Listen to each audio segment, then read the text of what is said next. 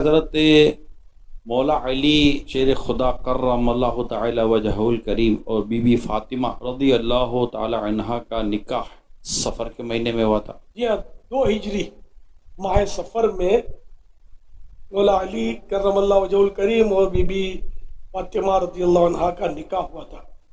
یہ جبھی تو ہم لوگ سمجھاتے ہیں کہ ہمارے یہاں یہ ہے کہ سفر میں نکاح نہیں کرنا چاہیے۔ ارے بھائی، مولا علی نے نکاح کیا، پیارے آقا صلی اللہ علیہ وسلم نے اپنی بیٹی نکاح میں دی، تو اب اس سے بڑھ کر کیا دلیل چاہیے کہ سفر میں کوئی نحوست نہیں ہے؟ سفر خیر ہے، ہاں اس کو کہتے سفر الخیر، نہ خیر نہ بھلائی، بھلائی کا مہینہ، سفر المظفر بولتے ہیں، کامیابی کا مہینہ۔ تو یہ کامیابی کا مہینہ ہے، خیر کا مہینہ ہے، اس میں کوئی برائی، کوئی اس میں سی بات نہیں۔ غزوہ خیبر آپ نے سنا ہوگا، جس کا دروازہ مولا علی نے اکھاڑا تھا، یہ بھی ماہ سفر میں فتح ہوا تھا، خیبر کا قلعہ۔ یہ بس بولتے ہیں کہ معاذ اللہ یہ ایک دور جہالت سے چل رہا ہے۔ سرکار صلی اللہ علیہ وسلم کے جو پہلے جو کفار ہوتے تھے، تو تب سے یہ چلا آ رہا ہے سفر میں، یہ وہاں سے چلتا چلتا آج تک یہ ہے، مسلمانوں میں بھی گھس گیا ہے۔ حدیث پاک بخاری شریف کی حدیث میں لا سفر، سفر کوئی چیز نہیں ہے، سفر میں کوئی نحوست جیسی چیز ہی نہیں ہے۔ شادیاں نہیں کرو، اس میں رخصتی مت کرو، کیوں نہیں کرے؟ ہے نہیں کوئی اس میں مشکل؟ تو بدشگونی کو حرام ہے، برا شگون لینا بھی نہیں چاہیے۔ سفر میں سفر بھی کرنا چاہیے۔ مدینے کا سفر ہوگا تو نہیں کرو گے، بولتے سفر میں سفر نہیں کرنا چاہیے۔ مدینے کا ویزا لگ گیا تو کیا کرو گے؟ سفر نہیں کرو گے؟ ماہ سفر کرو گے نا؟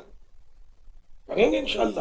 آقا جس وقت جس گھڑی بلائیں گے، رات کو بلائیں گے تو رات کو، دن کو بلائیں گے دن کو، صبح شام جب بلایا آقا نے، ہم نے رخت سفر باندھا اور چل پڑے۔ جو کفار تھے وہ خاص طور پر جو حج کے مہینے ہیں، جیسے شوال ہے، ذی قعد ہے، ذی الحج ہے، اس میں نکاح کو ناپسند کرتے تھے اور برا سمجھتے تھے۔ تو نبی پاک صلی اللہ علیہ وسلم نے سیدہ عائشہ رضی اللہ تعالی عنہا سے جو نکاح کیا، وہ شوال کے مہینے میں نکاح کیا، رخصتی بھی شوال کے مہینے میں ہوئی۔ تو اس پر مولا علی قاری رحمۃ اللہ تعالی علیہ اور دیگر محدثین نے لکھا کہ نبی پاک صلی اللہ علیہ وسلم نے یہ جو نکاح فرمایا شوال کے مہینے میں، اس میں ایک جو مقصود تھا وہ یہ بھی تھا تاکہ یہ جو جاہلیت کا، کفار مکہ کا، مشرکین مکہ کا جو یہ وہم ہے، بدشگونی اور اس طرح کی باتیں وہ کرتے ہیں، ان کا رد ہو جائے کہ یہ نکاح کرنا بالکل درست ہے حج کے مہینوں کے اندر، اس میں کوئی حرج نہیں ہے۔ اسی طرح سفر کا معاملہ ہے کہ سفر میں بھی نکاح ان مبارک ہستیوں کا ہوا تاکہ جو یہ خیالات دل کے اندر موجود ہیں، وہم موجود ہے، کہ وہ دور ہو جائے کہ سفر میں نکاح سے کوئی مصیبت یا پریشانی آتی ہے۔